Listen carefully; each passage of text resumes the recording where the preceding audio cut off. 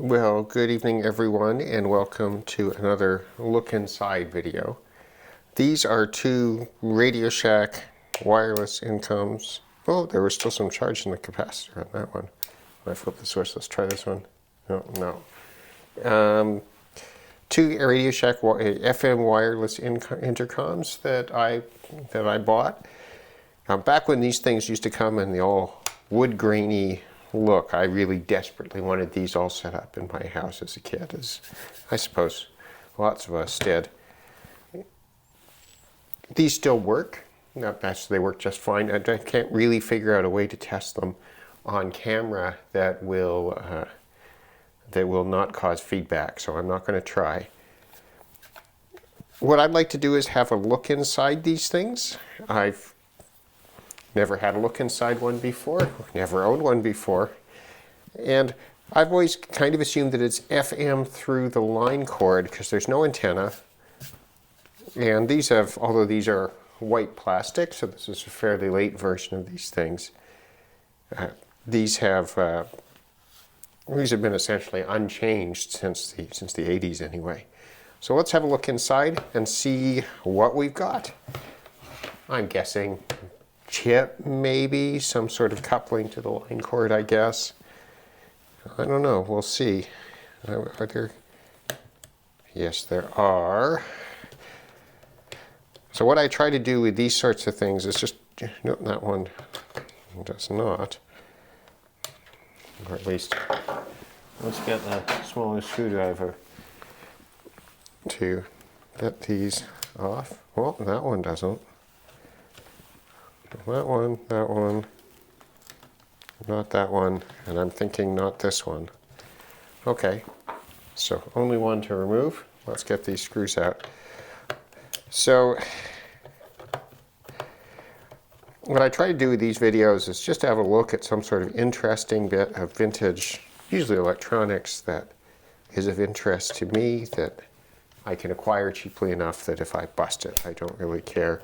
These I actually have no use for, although I suppose I could let my daughter have them to play around with at some point. She'll probably be of the right age for these sorts of things. But screws really kind of tight. No one's obviously been in this. And how tight some of these screws are. So I'm quite less interested to see what there is inside these things. I've really got no idea. Some sort of radio chip of some sort, I suppose. They sold them in sets of 3 or individually. Oh, what have we got? We've got bottom. This is a nice touch, actually. They've got molded in screw hole things there, screw slots, and they've got plastic, glued on plastic pieces to make sure that those screws can't possibly come in and touch the board. Which does make sense because it is line powered, and we can see the line cord coming in right here. And we've got a number of chips here. Let's see if we can zoom in and have a look at this board a little bit from the back. We've got a couple of chips. I can't really. That one should be readable. This one I can't. Let's zoom in on that a little bit and see. 9959G or 96 maybe for that one. And this one I can't read, and that one I can't read. Okay. Zoom out a little bit. I'm going to pull out these, let's see, that screw holds it on. These small ones seem to hold on the buttons. So let's just take this one out here and see where that takes us. So I got 3 chips.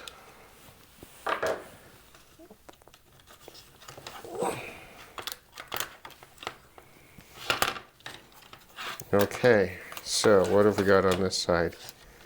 We've got a transformer We've got some capacitors here. Capacitor 1 and capacitor 2, what are those rated? 275 volts, 0.022 micro. I wonder what those are for. There's an inductor here. This is the channel switch, and it looks like it's got 3 pots here. There's volume control. There's the speaker and a microphone. The microphone is covered with, I don't know if you can see that, there we go, covered with kind of goopy foam stuff. A little speaker. A whole bunch of diodes. These are capacitors.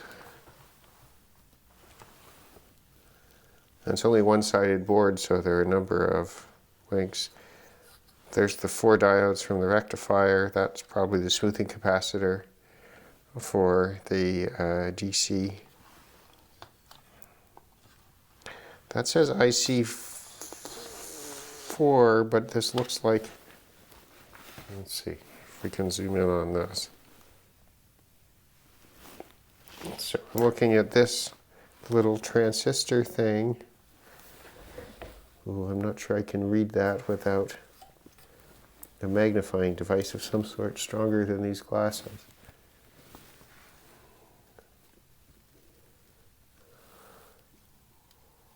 Seven, 8L something. I'm guessing since it says IC4, maybe that's a regulator of some sort. I don't know. I can't quite read it.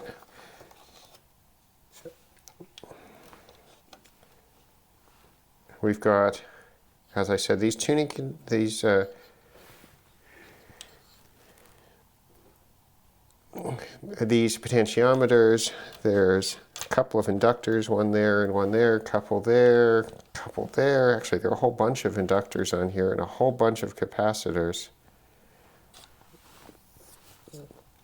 All those variable resistors seem to be associated with this switch, which switches, let's see. Yeah, they are. So this switch here, this is the back. This is the back of the switch here. And it switches these 6 right positions, and each one of those looks like it goes to each of the variable resistors, the pots, right? And so the pot goes, those are the 2 legs on that side, so that's the one there, this one here and here, of which I think that's the, going through that, yeah, and here,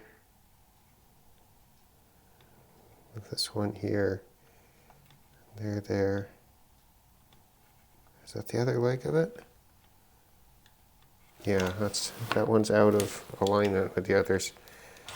So I don't know. Those obviously connect to this chip. So we've got IC2, IC1, IC2, IC3, and IC4 on the other side. And so interestingly, I mean, this does look like 90s design, right? But what I'm interested in is where the output couples to the power cord somehow or another. Could it be doing it through the transformer?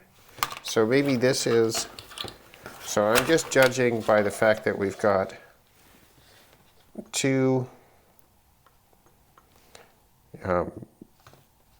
transformers, right? RF transformers here, like you'd find in a radio. And we've got these, which I would imagine set the 3 channels, right? Here's the other one, so you can see the 3 channel switch over there. We've got our 2 buttons here, so there must be, yeah, there's some switches under there. And the call button connects to that one. There's the LED under the talk button, and power LED is that one. A bunch of capacitors. There's some good parts in here for sure. There are lots of things that would be fun to play with. This transformer is interesting. So we've got primary there, secondary there, coming into. So how does it couple? Is it through those capacitors? Let's see. Yeah, it's through those capacitors. Look, so here's the power coming in off the line cord, right? I don't know which one's neutral and which one's hot, but so here's the power coming in off the line cord. Comes around there. There's one of those capacitors, and there's the other one. And they come around here. Is that not? And that's got 2 little inductors on it. Then it comes around, and I don't know if it connects into this transformer or something else around here. Can't argue with how this is labeled. It would be fun to see the schematic on this. Not that I would understand it, I suppose, but it'd be fun to have a look at it. Wonder if there are any dates. Ah, here's a date. So this is really late. Look at this. It's 99 is the revision date on the board. Right here. I don't know if that's going to be visible. It says revision 1 or I, 10/18/99. So this is 1999. So that, I think, is quite late for one of these. Would explain the surface mount components and the part count being really kind of amazingly low on it. So I suspect one of these chips is, I wish I knew what these 2 ones were, but I can't read them at all. They've got, I don't know, solder shiny something on it, conformal coating.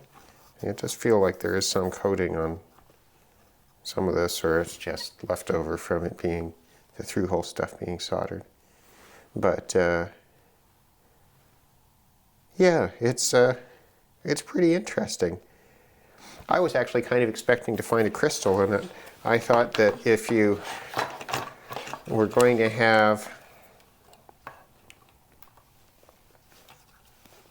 I thought that if you're going to have 3 channels, that there'd be a crystal and then some sort of that would be used to derive the frequencies that it would use. But I mean, it looks like it's set with these pots, and then yeah, you know, there are a whole bunch of capacitors of various sorts. So it looks more like an analog radio, really. I don't think that this is a digital circuit at all. This isn't like a DSP radio like the one that I worked on before.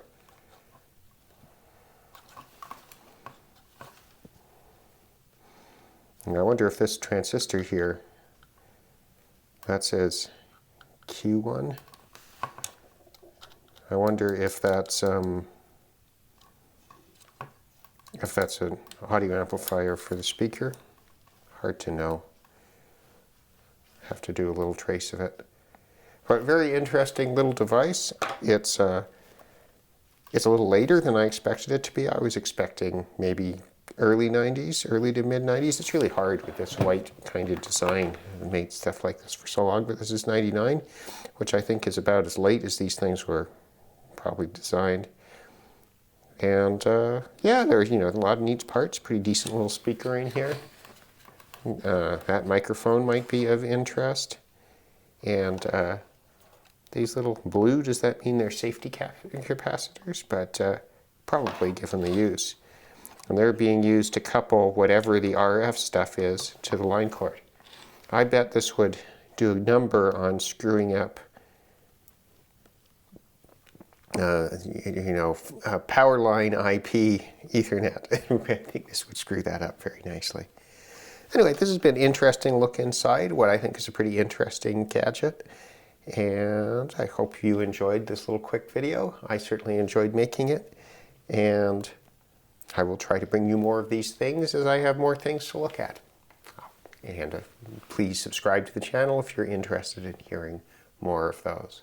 Well, thanks, and see you soon.